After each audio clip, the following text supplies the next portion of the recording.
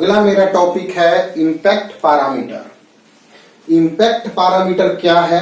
फिर से वही बात, रटना कुछ नहीं है, समझना है। फिजिक्स को एक्सपेरिमेंट किया गया, एक्सपेरिमेंट से ऑब्जर्वेशन लिया गया, उससे फिजिकल टर्म्स निकाले गए, उन फिजिकल टर्म्स को डिफाइन किया गया, इससे स्ट्रक्चर ऑफ एटम बताया गया कि कैसा बनता है। इसलिए कुछ भी रटना नहीं है, समझना है। कॉन्सेप्ट रहेगा तो सब आंसर लिखा जा सकता है और आंसर अपने लैंग्वेज में ही लिखना है। तो इम्पैक्ट पैरामीटर क्या है वो बताते हैं। तो सबसे पहले न्यूक्लियस है, गोल्ड का ही न्यूक्लियस समझते हैं। जेड एटॉमिक नंबर है, ई इलेक्ट्रॉनिक चार्ज है, तो न्यूक्लियस पे चार्ज प्लस जेड ही होगा, क्योंकि एटॉमिक नंबर के बराबर ही प्रोटॉन होता है न्यूक्लियस में। एक प्रोटॉन पे प्लस ई चार्ज, तो जेड प्रोटॉन पे प्लस जेड ई चार्ज हो गया, तो न्यूक्लियस के पास चार्ज हो गया प्लस जेड। तो हम अल्फा पार्टिकल को एक सर्टेन एनर्जी से न्यूक्लियस की ओर प्रोजेक्ट करते हैं। न्यूक्लियस का एक सेंट्रल लाइन होता है, अल्फा पार्टिकल, बहुत सारे अल्फा पार्टिकल न्यूक्लियस की ओर प्रोजेक्ट किए जाते हैं। एक अल्फा पार्टिकल, जो फर्स्ट अल्फा पार्टिकल है, वह आता है न्यूक्लियस के पास। न्यूक्लियस के फोर्स के कारण, सिंस यह पॉजिटिव है, अल्फा पार्टिकल भी पॉजिटिव है, तो न्यूक्लियस के पॉजिटिव रिपल्सन के कारण यह एक सर्टेन एंगल से डेविएट कर जाता है। तो एक सर्टेन डिस्टेंस तक आके उसके बाद यह डेविएट कर गया। हम अल्फा पार्टिकल लेते हैं, यह अल्फा पार्टिकल भी एक सर्टेन डिस्टेंस तक आकर यह भी डेविएट कर गया। एक अल्फा पार्टिकल है, यह सेंट्रल लाइन पे चल रहा है न्यूक्लियस से, तो यह रिबाउंड कर गया। तो यह जो डिस्टेंस है वही डिस्टेंस इम्पैक्ट पैरामीटर है। तो इम्पैक्ट पैरामीटर क्या है, और हम इसको समझते हैं। इम्पैक्ट पैरामीटर क्या है, अगर हम इसे समझते हैं तो अल्फा पार्टिकल के initial velocity vector, alpha particle के इनिशियल वेलोसिटी वेक्टर का न्यूक्लियस से परपेंडिकुलर डिस्टेंस, वेलोसिटी वेक्टर का, वेलोसिटी इस डायरेक्शन में है बाबू, तो वेलोसिटी का न्यूक्लियस से जो परपेंडिकुलर डिस्टेंस होगा वही इम्पैक्ट पैरामीटर कहा जाएगा। तो इम्पैक्ट पैरामीटर हम डिफाइन कर रहे हैं कि if an alpha particle is projected towards nucleus, then perpendicular distance of initial velocity vector of alpha particle, perpendicular distance of initial velocity vector of alpha particle from nucleus is called impact parameter। तो क्या हम बोले कि if an alpha particle is projected towards nucleus, then perpendicular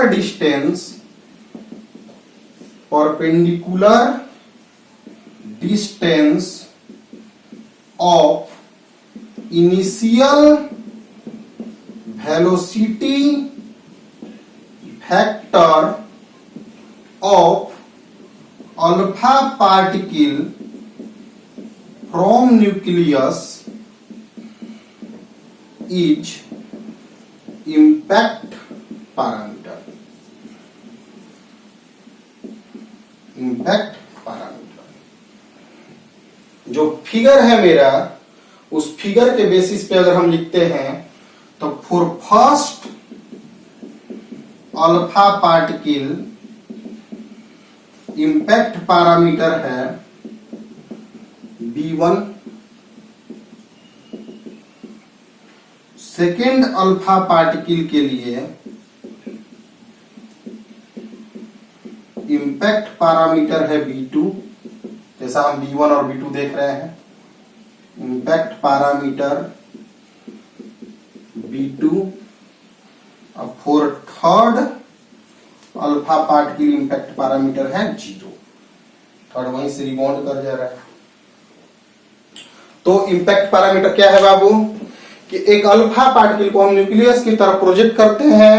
alpha particle का velocity vector और nucleus से जो उसका परपेंडिकुलर डिस्टेंस होगा वही इम्पैक्ट पैरामीटर कहा जाएगा। तो फिर रटना नहीं है कुछ भी। फिर इम्पैक्ट पैरामीटर का हम एक्सप्रेशन लिख देते हैं। इसको बाद में हम लोग भी प्रूफ करेंगे, लेकिन घर पे खुद भी प्रूफ करना है। तो इम्पैक्ट पैरामीटर क्या है? Expression B is equal to 1/4 epsilon naught. यह एक कांस्टेंट है जहां epsilon naught absolute permittivity of free space है, into ZE², Z atomic number है, cot θ/2, θ/2 डेविएशन है अल्फा पार्टिकल का न्यूक्लियस के कारण, divided by initial kinetic energy of alpha particle. ठीक, इसमें सब कुछ हम समझ रहे हैं। 1/4 एप्सिलॉन नॉट एक कांस्टेंट है, जेड एटॉमिक नंबर है, ई इलेक्ट्रॉनिक चार्ज है, थीटा जो है डेविएशन है अल्फा पार्टिकल का, और initial kinetic energy of alpha particle है। अगर हम B0 लेते हैं, मतलब इम्पैक्ट पैरामीटर को हम 0 लेते हैं, तो B0 अगर हम लेंगे तो निश्चित है कि cot θ/2 मेरा 0 होगा, तो θ/2 मेरा 90 डिग्री होगा, तो थीटा 180 डिग्री होगा। यह हमें बताता है कि अगर हम अल्फा पार्टिकल को सेंट्रल लाइन में फेंकते हैं, मतलब न्यूक्लियस से उसका परपेंडिकुलर डिस्टेंस 0 होता है, तो वह 180 डिग्री पे डेविएट करता है, मतलब रिबाउंड कर जाता है। यही है इम्पैक्ट पैरामीटर का कॉन्सेप्ट। बहुत ही इजी कॉन्सेप्ट है। इस कॉन्सेप्ट में हम फिगर में देखेंगे कि जब इम्पैक्ट पैरामीटर अधिक है तो वह अल्फा पार्टिकल न्यूक्लियस के नजदीक तक आ रहा है। जब इम्पैक्ट पैरामीटर कम हो गया तो वह न्यूक्लियस से दूर से ही मुड़ जा रहा है। इसके लिए समझना कुछ नहीं है, यहाँ पे फोर्स जो है वह इसको नजदीक तक ला रहा है, क्योंकि कम फोर्स लग रहा है दूर होने पर, क्योंकि electric force, gravitational force distance पर डिपेंड करते हैं। ठीक है,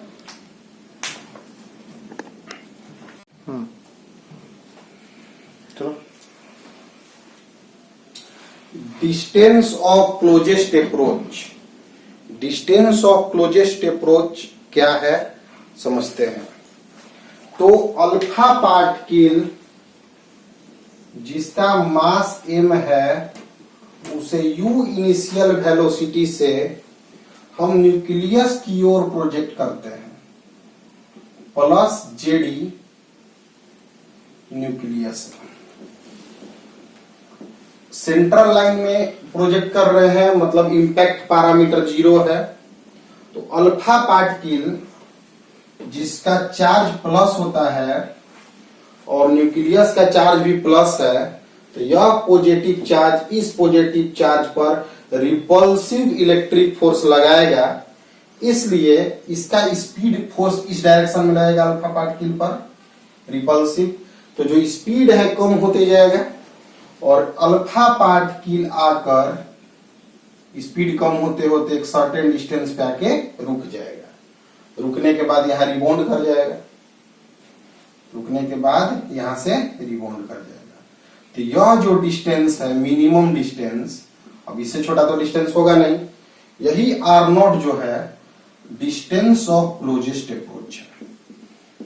डिस्टेंस ऑफ क्लोजेस्ट अप्रोच। तो पूरे सिस्टम को समझते हैं क्या है। एक अल्फा पार्टिकल को न्यूक्लियस की ओर प्रोजेक्ट किया जाता है, न्यूक्लियस के सेंट्रल लाइन में, मतलब इम्पैक्ट पैरामीटर 0 है। तो अल्फा पार्टिकल पर न्यूक्लियस के कारण एक रिपल्सिव इलेक्ट्रिक फोर्स लगेगा, तो फोर्स इसके स्पीड को घटाते जाएगा। अल्फा पार्टिकल का स्पीड कम होते जाएगा, कम होते जाएगा, कम होते जाएगा, और न्यूक्लियस से सर्टेन डिस्टेंस पर आकर अल्फा पार्टिकल मोमेंटरली रेस्ट हो जाएगा, रुक जाएगा, स्टॉप कर जाएगा और फिर रिबाउंड कर जाएगा। तो यह जो मिनिमम डिस्टेंस हुआ न्यूक्लियस और अल्फा पार्टिकल के बीच में, उसी को हम डिस्टेंस ऑफ क्लोजेस्ट अप्रोच कह रहे हैं। जैसा इससे भी हमें समझ में आ रहा है कि क्लोजेस्ट अप्रोच, अब इससे छोटा अप्रोच अल्फा पार्टिकल का न्यूक्लियस के पास नहीं हो सकता है। तो minimum distance between nucleus and alpha particle is distance of closest approach if alpha particle is projected with some velocity towards nucleus of atom। तो हम डिस्टेंस ऑफ क्लोजेस्ट अप्रोच का एक्सप्रेशन निकालना चाहते हैं। तो फिर से वही रटना नहीं है, कॉन्सेप्ट को समझना है। और कॉन्सेप्ट क्या कहता है कि इनिशियली अगर हम बोर्ड दे रहे हैं तो जो भी हम फिजिकल टर्म्स यूज करते हैं बोर्ड देने के दौरान, उसे हम लोग मानते हैं। तो हम मान रहे हैं कि let m mass of alpha particle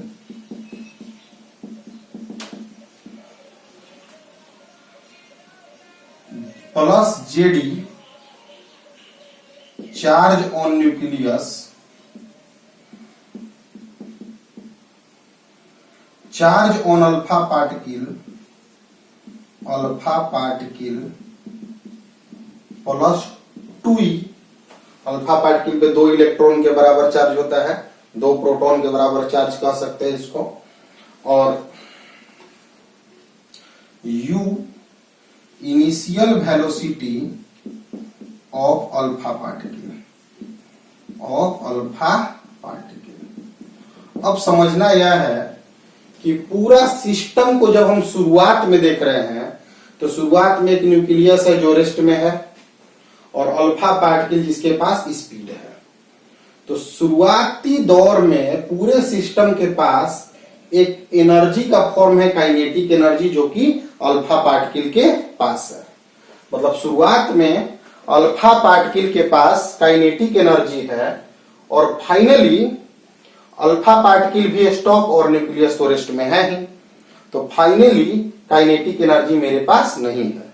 इसका मतलब initially system has kinetic energy and finally kinetic energy of system become 0, यानी कि काइनेटिक एनर्जी खत्म हो गया। हम जानते हैं कि एनर्जी तो खत्म होता नहीं है, एक फॉर्म से दूसरे फॉर्म में बदलता है। तो लॉस इन काइनेटिक एनर्जी, जो काइनेटिक एनर्जी में लॉस हुआ है वह इलेक्ट्रिक पोटेंशियल एनर्जी में कन्वर्ट हुआ है। काइनेटिक एनर्जी का लॉस पोटेंशियल एनर्जी में कन्वर्ट हुआ है।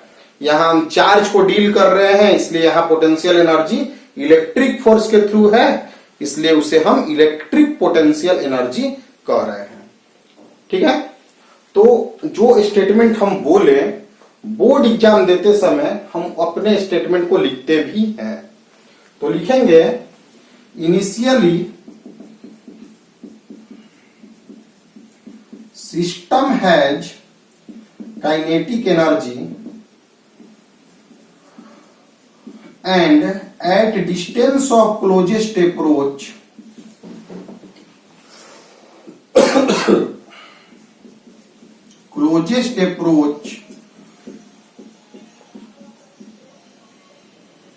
Kinetic energy of alpha particle is 0. It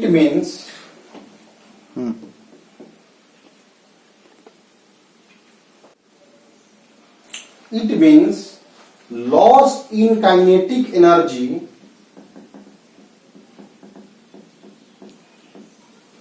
gets converted into electric potential energy of system। फिर से समझा दे रहे हैं बाबू। एक अल्फा पार्टिकल को बहुत दूर से, मतलब कि डिस्टेंस ऑलमोस्ट इन्फिनिटी ले रहे हैं स्टार्टिंग पॉइंट में, इसलिए उस समय हम पोटेंशियल एनर्जी को नहीं ले रहे हैं। तो एक अल्फा पार्टिकल को बहुत दूर से u वेलोसिटी से न्यूक्लियस की ओर फेंका जाता है। न्यूक्लियस के कारण अल्फा पार्टिकल पर रिपल्सिव इलेक्ट्रिक फोर्स लग रहा है, जिसके कारण अल्फा पार्टिकल का स्पीड कम होते जा रहा है और finally alpha particle momentarily rest में होता है, स्टॉप करता है। वही उस समय अल्फा पार्टिकल और न्यूक्लियस के बीच का जो डिस्टेंस होता है उसी को हम डिस्टेंस ऑफ क्लोजेस्ट अप्रोच कहते हैं। और हम अभी इसमें क्या किए हैं, तो हम मान लिए हैं जो जो टर्म्स मेरा इस एक्सप्रेशन में यूज होगा। अब कॉन्सेप्ट क्या है, फिर से वही बात, रटना नहीं है, कॉन्सेप्ट को ही समझना है। तो कॉन्सेप्ट है कि शुरुआती दौर में सिस्टम के पास काइनेटिक एनर्जी है और बाद में जब अल्फा पार्टिकल स्टॉप कर जाता है तो उस समय मेरा काइनेटिक एनर्जी जीरो हो जाता है। इसका मतलब है कि जो काइनेटिक एनर्जी में लॉस हुआ वह इलेक्ट्रिक पोटेंशियल एनर्जी में कन्वर्ट हो गया। यानी कि एक्सप्रेशन मेरा एक ही लाइन का होता है कि लॉस इन काइनेटिक एनर्जी होता है क्या बाबू, तो electric potential energy of system, electric potential energy of system eight closest approach. Closest approach पर जो इलेक्ट्रिक पोटेंशियल एनर्जी है वह इलेक्ट्रिक पोटेंशियल एनर्जी कहां से आया, वह पोटेंशियल एनर्जी कहां से आया, तो काइनेटिक एनर्जी में कमी से। तो लॉस इन काइनेटिक एनर्जी बाबू है क्या मेरा, हाफ mu स्क्वायर। इसको तो समझाना है नहीं, शुरू में हाफ mu स्क्वायर है, बाद में जीरो हो गया है, तो क्या लॉस हुआ, हाफ mu स्क्वायर। और इलेक्ट्रिक पोटेंशियल एनर्जी का फॉर्मूला होता है 1/4 pi epsilon naught product of charges Jd2E by R0। इस फॉर्मूला को डील कर दे रहे हैं बाबू, आंसर में शामिल नहीं होगा। Q1 और Q2 दो चार्ज हैं, दोनों r डिस्टेंस पर यदि हो तो इलेक्ट्रिक पोटेंशियल एनर्जी का फॉर्मूला होता है 1/4 पाई एप्सिलॉन नॉट, जो कि एक कांस्टेंट है, चार्ज का product Q1 into Q2 by distance r। यही बात हम यहाँ पे लिखे हैं, यानी क्या एक फॉर्मूला है 1/4 pi epsilon naught product of charges by distance. यह फॉर्मूला हमें इलेक्ट्रोस्टैटिक्स में पढ़ने के लिए मिला भी है। तो R0 is equal to 1/4 pi epsilon naught 2 into ZE square divided by half mu square. तो यह एक्सप्रेशन आता है डिस्टेंस ऑफ क्लोजेस्ट अप्रोच का। याद रखना है बाबू, बोर्ड में, स्टेट बोर्ड में, CBSE बोर्ड में यह सब क्वेश्चन पूछते हैं, यह सब कॉन्सेप्ट को बहुत यूज करता है। इवन मेंस में, नीट में भी इस कॉन्सेप्ट को यूज करके क्वेश्चन कराया होता है। चैप्टर्स खत्म होने के बाद वो सब क्वेश्चन कराया जाएगा। This is distance of closest approach.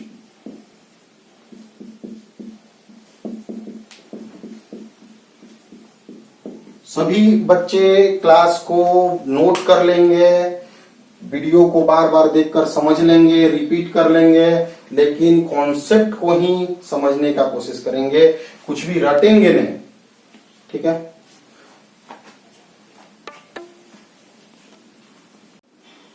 Atom chapter में अभी तक हम पढ़े थॉमसन मॉडल, उसका लिमिटेशन, रदरफोर्ड मॉडल, उसका limitation, impact parameter, distance of closest approach. अब हमें आगे पढ़ना है Bohr's atomic model hypothesis. Bohr's atomic model hypothesis अब हमें पढ़ना है।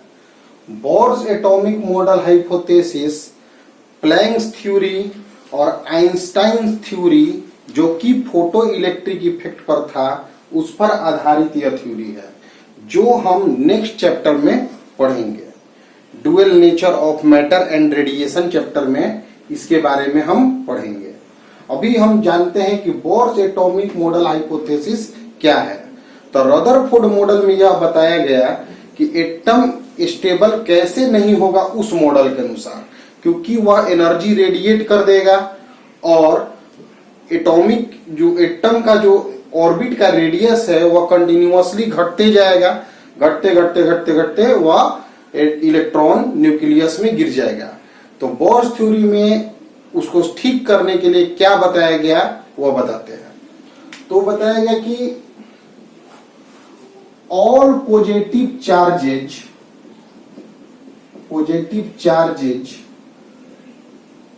Of atom lie at center of atom called nucleus। मतलब बाबू कि किसी एटम का सभी पॉजिटिव चार्ज उसके सेंटर पर होता है जिसे हम न्यूक्लियस कहते हैं। Negative charge electron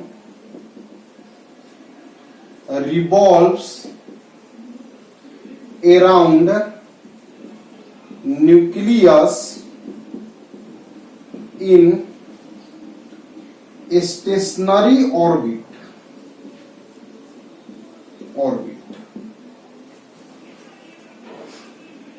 and revolution of electron is stationary revolution. इस बात को बहुत अच्छा तरह से समझना है बाबू कि किसी भी एटम में सभी पॉजिटिव चार्ज एटम के सेंटर पर होते हैं जिसे हम न्यूक्लियस कहते हैं, और निगेटिव चार्ज पार्टिकल इलेक्ट्रॉन जो है वह न्यूक्लियस के चारों ओर एक सर्कुलर ऑर्बिट में घूमता है जो कि स्टेशनरी ऑर्बिट होता है। स्टेशनरी ऑर्बिट कहने का मतलब इसका रेडियस फिक्स होता है। मतलब रदरफोर्ड में तो बताए थे कि रेडियस घटते जाएगा, रदरफोर्ड में बताए थे कि वो रेडियस घटते जाएगा, जबकि बोर्स थ्योरी में बताया कि रेडियस फिक्स होगा, ऑर्बिट स्टेशनरी होगा। रदरफोर्ड बताए थे कि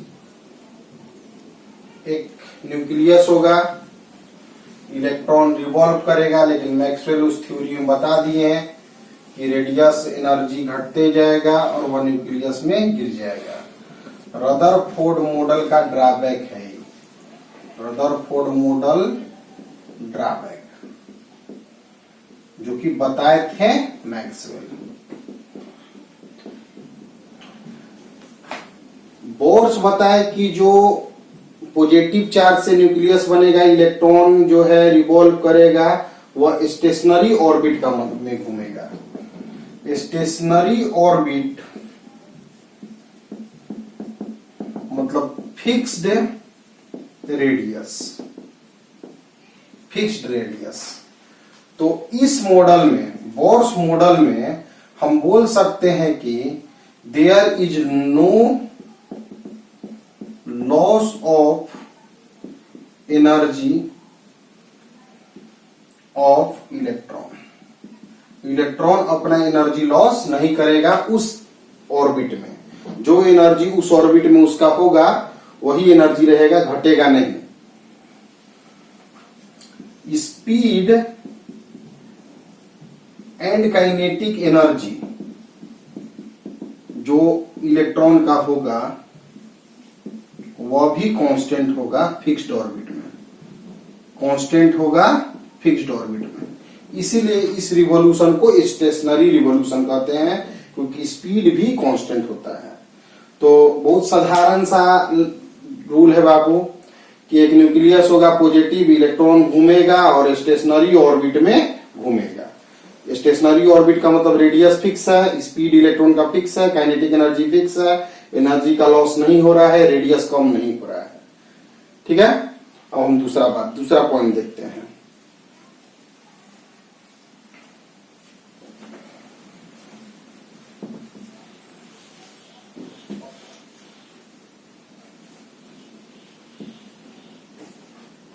दूसरा पॉइंट है एंगुलर मोमेंटम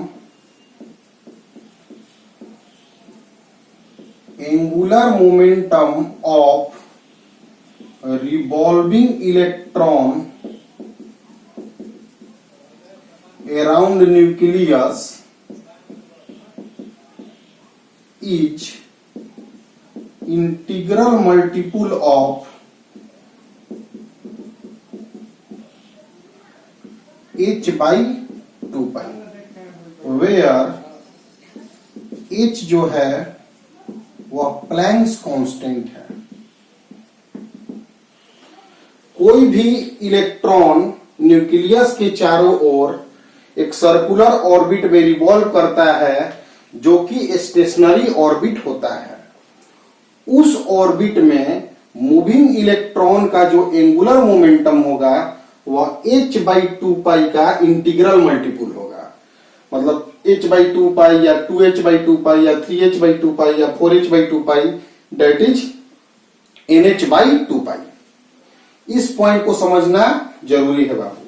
ध्यान से कॉन्सेप्ट को समझो कि एक न्यूक्लियस है, उसके चारों ओर बहुत सारा ऑर्बिट हो सकता है, बहुत सारा ऑर्बिट हो सकता है।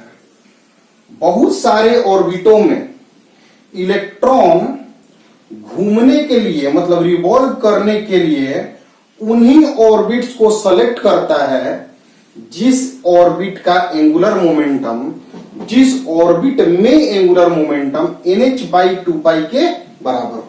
वैसे तो बहुत सारा ऑर्बिट हो सकता है, लेकिन वही ऑर्बिट स्टेशनरी ऑर्बिट होगा, उसी ऑर्बिट में इलेक्ट्रॉन घूमेगा जो कि integral multiple of h by 2 पाई के बराबर होगा। ठीक है, तो कहानी फिर से समझो बाबू। इलेक्ट्रॉन जो है वह न्यूक्लियस के चारों ओर एक सर्कुलर स्टेशनरी ऑर्बिट में रिवॉल्व कर रहा है और इलेक्ट्रॉन उन्हीं ऑर्बिट्स को चुन रहा है घूमने के लिए, रिवॉल्व करने के लिए, जिसमें इलेक्ट्रॉन का एंगुलर मोमेंटम h by 2 पाई के इंटीग्रल मल्टीपुल के बराबर है। अब थोड़ा सा इसको डील कर दे रहे हैं। इसका मतलब है कि वह ऑर्बिट जिसमें इलेक्ट्रॉन का एंगुलर मोमेंटम h by 2 पाई के इंटीग्रल मल्टीपुल है, वही ऑर्बिट स्टेशनरी ऑर्बिट होगा। एक न्यूक्लियस है, इलेक्ट्रॉन सर्कुलर ऑर्बिट में घूम रहा है जो कि फिक्स्ड ऑर्बिट है, फिक्स्ड स्टेशनरी ऑर्बिट है। रेडियस जो है ऑर्बिट का r है, मास इलेक्ट्रॉन का m है, स्पीड इलेक्ट्रॉन का v है। तो लीनियर मोमेंटम क्या होगा बाबू? यह फिजिकल क्वांटिटी बहुत पहले से ही हम पढ़ते आ रहे हैं। लीनियर मोमेंटम होगा mv, लीनियर मोमेंटम होगा mv। Angular momentum r cross p होता है। यहां पे 90 डिग्री बनेगा रेडियस वेक्टर और वेलोसिटी वेक्टर में, क्योंकि सर्कुलर मोशन है। यूनिफॉर्म सर्कुलर मोशन में वेलोसिटी वेक्टर और रेडियस वेक्टर के बीच में एंगल 90 डिग्री बनता है, इसलिए angular momentum r into linear momentum होगा। इसलिए angular momentum r into mv होगा। तो बोर्स थ्योरी क्या बताता है कि एंगुलर मोमेंटम जो होता है वह nh by 2 पाई के बराबर होता है। इसका मतलब है कि mvr nh by 2 पाई के बराबर होता है। तो यह जो bourse atomic model hypothesis number 2 है कि कोई भी इलेक्ट्रॉन न्यूक्लियस के चारों ओर एक सर्कुलर स्टेशनरी ऑर्बिट में रिवॉल्व करता है और इलेक्ट्रॉन रिवॉल्व करने के लिए उन्हीं ऑर्बिट्स को चुनता है जिसमें इलेक्ट्रॉन का एंगुलर मोमेंटम nh by 2 पाई के बराबर होता है। यानी कि एंगुलर मोमेंटम रिवॉल्विंग इलेक्ट्रॉन का जो होता है वह nh by 2 पाई के बराबर होता है। अब मेरा बचा पॉइंट 3। तीसरा बोर्स एटॉमिक मॉडल हाइपोथेसिस यह है कि अभी तक हम यह समझे हैं कि न्यूक्लियस होगा पॉजिटिव चार्ज जो सेंटर ऑफ एटम पर लाई करेगा, और इलेक्ट्रॉन जो होगा न्यूक्लियस के चारों ओर एक सर्कुलर स्टेशनरी ऑर्बिट में फिक्स्ड रेडियस के ऑर्बिट में रिवॉल्व करेगा, जिसमें इलेक्ट्रॉन का स्पीड और काइनेटिक एनर्जी कांस्टेंट होगा। इसलिए इस रिवोल्यूशन को हम स्टेशनरी रिवोल्यूशन कहते हैं। और इलेक्ट्रॉन रिवॉल्व करने के लिए जिन ऑर्बिट्स को सेलेक्ट करेगा उस ऑर्बिट में इलेक्ट्रॉन का एंगुलर मोमेंटम nh/2π के बराबर होता है। इसका मतलब यह हुआ कि न्यूक्लियस के पास बहुत सारे ऑर्बिट्स होंगे जिसमें इलेक्ट्रॉन रिवॉल्व करेगा। हर ऑर्बिट का अपना एक एनर्जी लेवल होगा। उस एनर्जी लेवल में अगर कोई इलेक्ट्रॉन एक एनर्जी से दूसरे एनर्जी लेवल पर जंप करता है तो एनर्जी रिवॉल्व एनर्जी जो है वह रिलीज या एब्जॉर्ब होगा। बात को समझना है बाबू कि अगर मान लिया जाए कि कोई इलेक्ट्रॉन 20 जूल के ऑर्बिट पर रिवॉल्व कर रहा है, यह एक एग्जाम्पल है, और 20 जूल के एनर्जी लेवल से वह एक ऐसे ऑर्बिट पर जंप कर गया जिसका एनर्जी लेवल 12 जूल है। तो 20 जूल से 12 जूल पे जंप कर गया तो 8 जूल एनर्जी रिलीज कर देगा। अगर इलेक्ट्रॉन एक ऐसे ऑर्बिट में रिवॉल्व कर रहा है जिसका एनर्जी लेवल 20 जूल है और 20 जूल की एनर्जी से वह इलेक्ट्रॉन 28 जूल की एनर्जी पर जंप कर गया, तो 28 जूल के एनर्जी लेवल पर जंप कर गया तो 8 जूल एनर्जी एब्जॉर्ब करेगा। समझ रहे हो? 20 से 12 दिया, 20 से 12 में जंप किया तो 8 छोड़ दिया एनर्जी, और 20 से 28 जाने के लिए 8 जूल एनर्जी उसे चाहिए तो वह एब्जॉर्ब किया। तो if an electron jumps from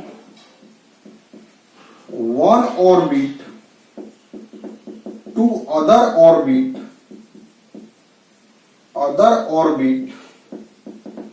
then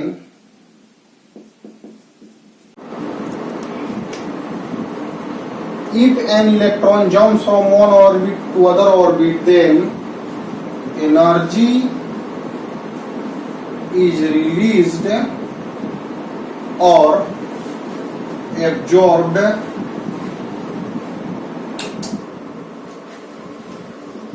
in form of radiation।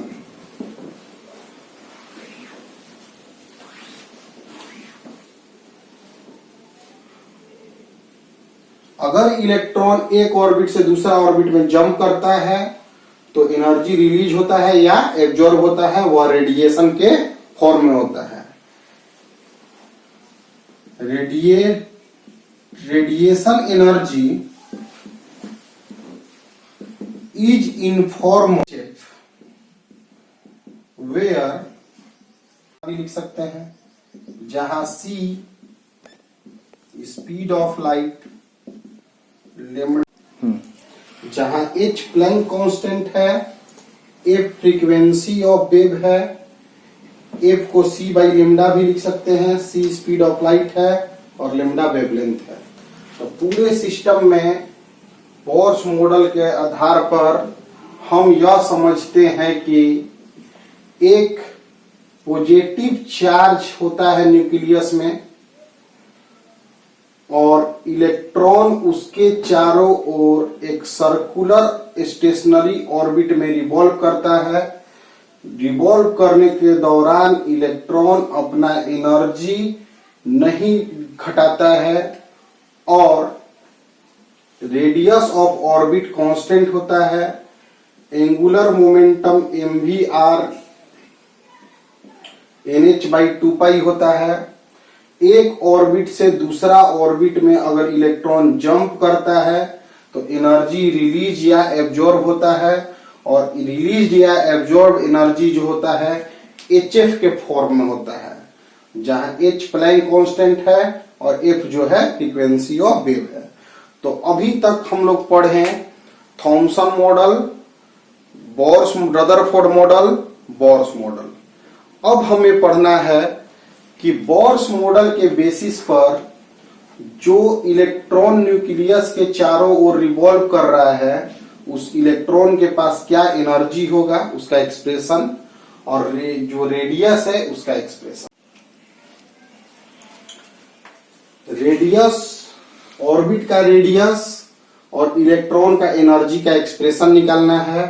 पूरा क्वेश्चन मिला के स्टेट बोर्ड में और सीबीएसई बोर्ड में यह 5 मार्क्स का क्वेश्चन होता है। इंपॉर्टेंट एक्सप्रेशन है, इसलिए हम शुरुआत से ही इसको सब लिखते हुए ही बना रहे हैं। जैसे जैसे लिखेंगे एग्जामिनेशन में वैसे ही लिखना है, लेकिन फिर भी रटना नहीं है, कॉन्सेप्ट को समझना है। कॉन्सेप्ट यह है कि किसी भी एटम के सेंटर पे एक न्यूक्लियस होता है, टोटल पॉजिटिव चार्ज न्यूक्लियस में ही होता है। इलेक्ट्रॉन सर्कुलर स्टेशनरी ऑर्बिट में न्यूक्लियस के अराउंड रिवॉल्व करता है एक सर्टेन स्पीड से, जो स्पीड एक ऑर्बिट के लिए कांस्टेंट होता है, और स्टेशनरी ऑर्बिट का रेडियस भी कांस्टेंट होता है।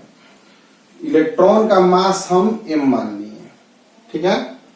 तो अगर हम इसको लिखें तो लिख दे रहे हैं कि in hydrogen atom,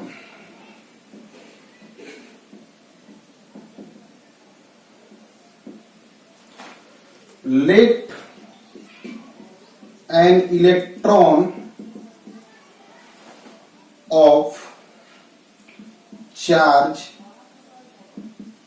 -e mass m revolve around nucleus of charge +e in circular orbit of radius r with speed v।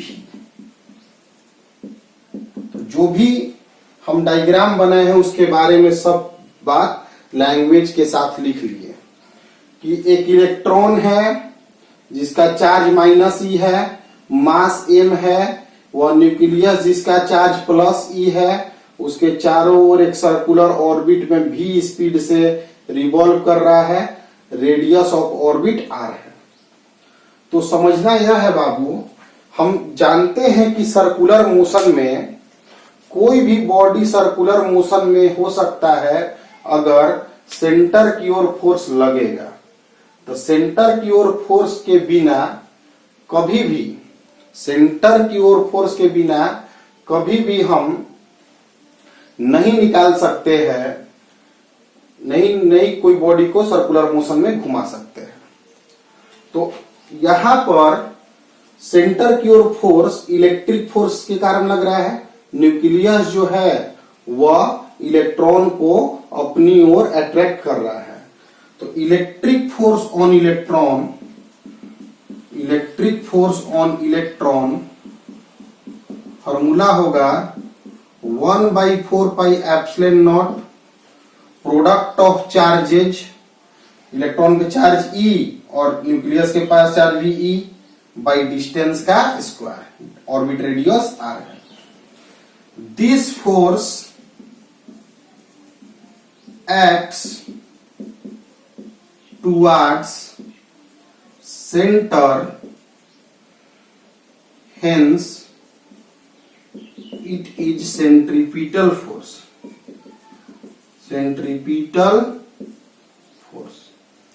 यह फोर्स सेंटर की ओर लग रहा है, इसलिए यह एक सेंट्रीपिटल फोर्स है, और यही फोर्स सेंट्रीपिटल एक्सेलरेशन प्रोवाइड कर रहा है। इट मीन्स इलेक्ट्रिक फोर्स ही सेंट्रीपिटल फोर्स है, और यही सेंट्रीपिटल एक्सेलरेशन देकर इलेक्ट्रॉन के सर्कुलर मोशन में होने के लिए रिस्पॉन्सिबल है। तो इलेक्ट्रिक फोर्स हम लिखें तो 1/4 pi epsilon naught E square by R square, और centripetal force mv square by r। r से r कैंसिल हो गया, तो mv स्क्वायर 1/4πε0 E² इसे हम इक्वेशन नंबर 1 मान लेते हैं। इस एक्सप्रेशन में रेडियस है और वेलोसिटी है, मतलब वेरिएबल दो हो गया। एक रेडियस, अलग अलग ऑर्बिट के लिए अलग अलग रेडियस होगा, अलग अलग ऑर्बिट में अलग अलग स्पीड भी होगा। तो हम v को इक्वेट करना चाहते हैं, हमें एक्सप्रेशन निकालना है रेडियस का, तो हम v को इक्वेट करना चाहते हैं। यह जो थ्योरी हम निकाल रहे हैं, यह जो एनर्जी हम निकालना चाह रहे हैं, वो बोर्स मॉडल पे निकाल रहे हैं। और बोर्स मॉडल हमें बताता है mathematically, according to bourse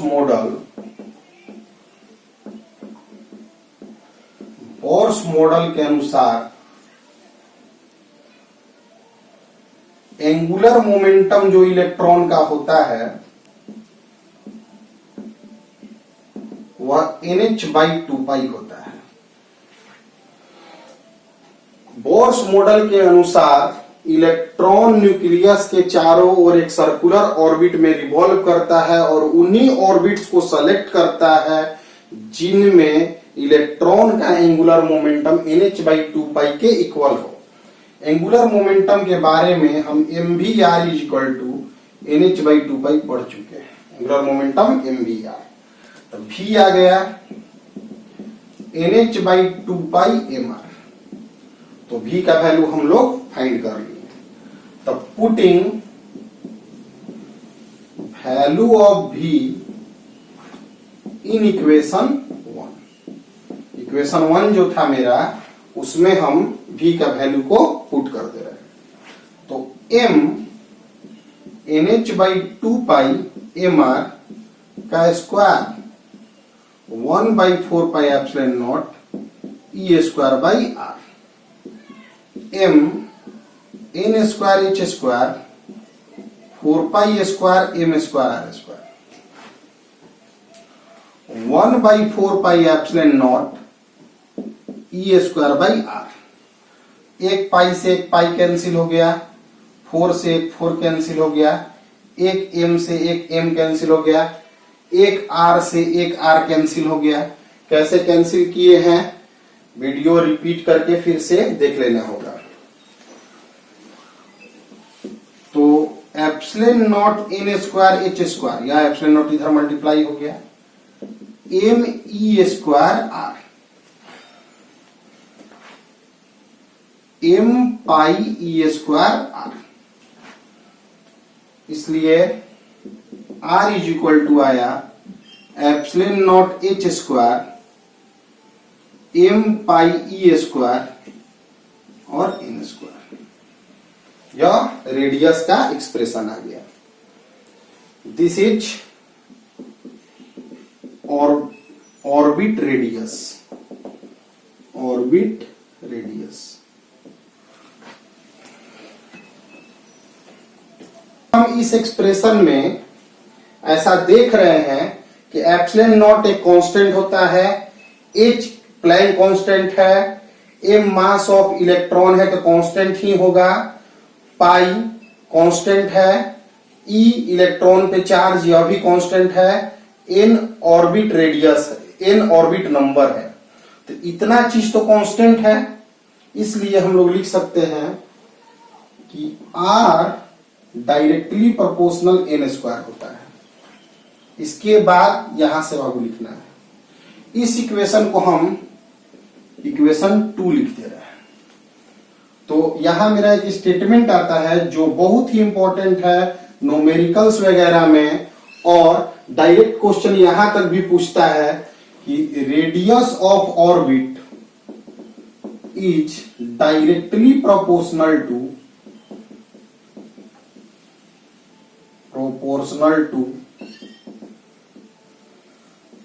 square of orbit number, square of orbit number. तो हम रेडियस का एक्सप्रेशन तो निकाल चुके हैं, अब हमें निकालना है एनर्जी का एक्सप्रेशन। तो हमारा डायग्राम यह था कि एक न्यूक्लियस था, इलेक्ट्रॉन इसके चारों ओर सर्कुलर स्टेशनरी ऑर्बिट में एक सर्टेन स्पीड से रिवॉल्व कर रहा था, रेडियस r था जो कि फिक्स्ड था। तो हम यहाँ पे इलेक्ट्रॉन की एनर्जी के बारे में देखेंगे। तो इलेक्ट्रॉन मूविंग है, इसलिए इलेक्ट्रॉन के पास काइनेटिक एनर्जी भी होगा, और इलेक्ट्रॉन और यहाँ पे भी एक चार्ज है, तो दो चार्ज के कारण इलेक्ट्रिक पोटेंशियल एनर्जी भी होगा। तो यहाँ सिस्टम के पास दो तरह के एनर्जी होंगे, एक इलेक्ट्रिक पोटेंशियल एनर्जी और एक काइनेटिक एनर्जी। तो यहाँ हम देखते हैं कि काइनेटिक एनर्जी ऑफ इलेक्ट्रॉन अगर हम लिखें, तो वह हुआ ½ mv²।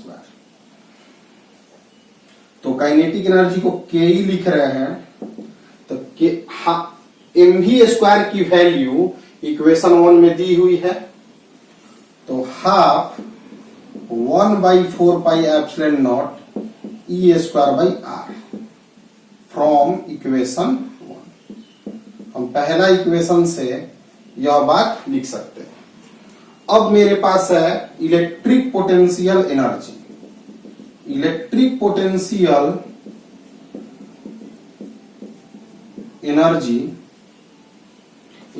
पोटेंशियल एनर्जी होता है 1/4πε0, यह एक कांस्टेंट है बाबू, into product of charges plus E minus e/r।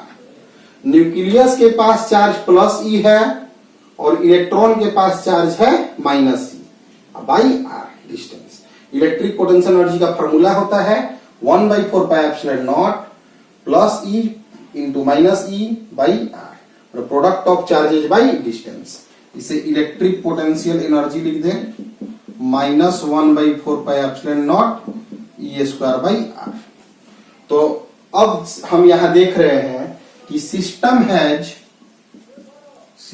Has kinetic energy and electric potential energy. इसलिए जो टोटल एनर्जी है मेरा वह होगा kinetic energy plus electric potential energy. इस एनर्जी को हम E से डिनोट कर रहे हैं और लिख रहे हैं काइनेटिक एनर्जी की वैल्यू e²/2r, या 2 यहां मल्टीप्लाई कर रहे हैं, -1/4πε0 e²/r। तो यहां जो एनर्जी आया 1/4πε0 e²/r 1/2 - 1। 1/4πε0 e²/r हम कॉमन ले लिए, तो यहां 1/2 और यहां -1 बचता है।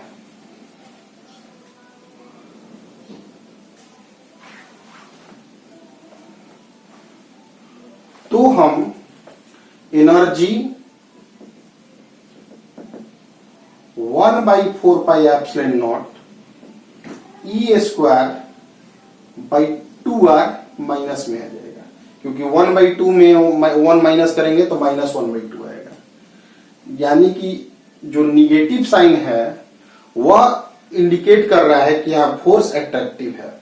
Negative energy means attractive force and positive energy means repulsive force होता है, याद रखना है। Negative energy, negative sign states that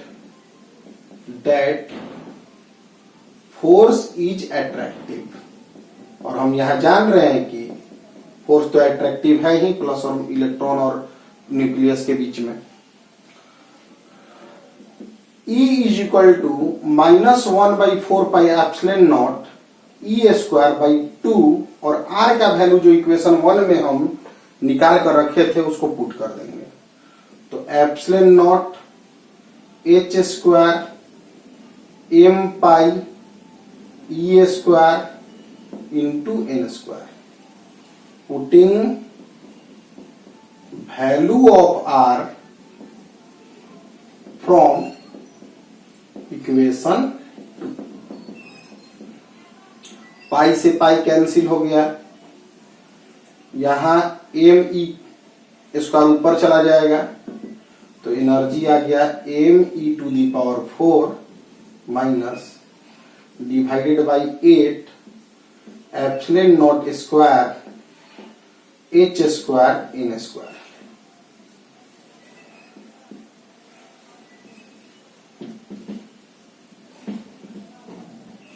this is expression of energy of electron revolving in hydrogen atom। तो समझना है बाबू, कभी हम बताएं कि रेडियस का एक्सप्रेशन और एनर्जी का एक्सप्रेशन, वीडियो को बार बार रिपीट करके इसको समझ लेना है। बहुत ही इंपॉर्टेंट एक्सप्रेशन है, लेकिन फिर से बोल रहे हैं रटना नहीं है। सिस्टम में इलेक्ट्रॉन न्यूक्लियस के चारों ओर रिवॉल्व कर रहा था, तो रिवॉल्विंग के लिए सर्कुलर मोशन में होने के लिए उस पे सेंट्रीपिटल फोर्स होना ही चाहिए, और वह सेंट्रीपिटल फोर्स उसको इलेक्ट्रिक फोर्स दे रहा था।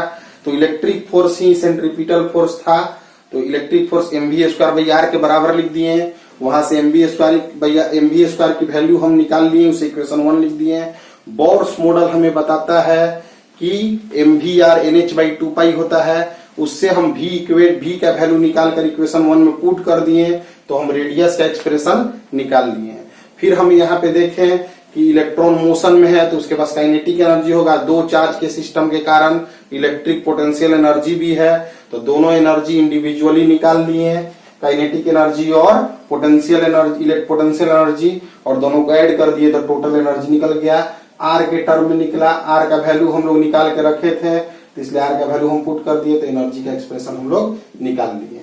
तो अभी तक हम लोग एटम चैप्टर में Thompson model, Rutherford model, Bohr's model, सबकी कमियां और expression, impact parameter, distance of closest approach, experiments, सभी चीजें पढ़े हैं। सभी वीडियो को बार बार देखकर समझना है, मेहनत करना है, समझ में आ जाएगा। बहुत ज्यादा नीचे नहीं जाया गया है, क्योंकि इतना ही समझना है।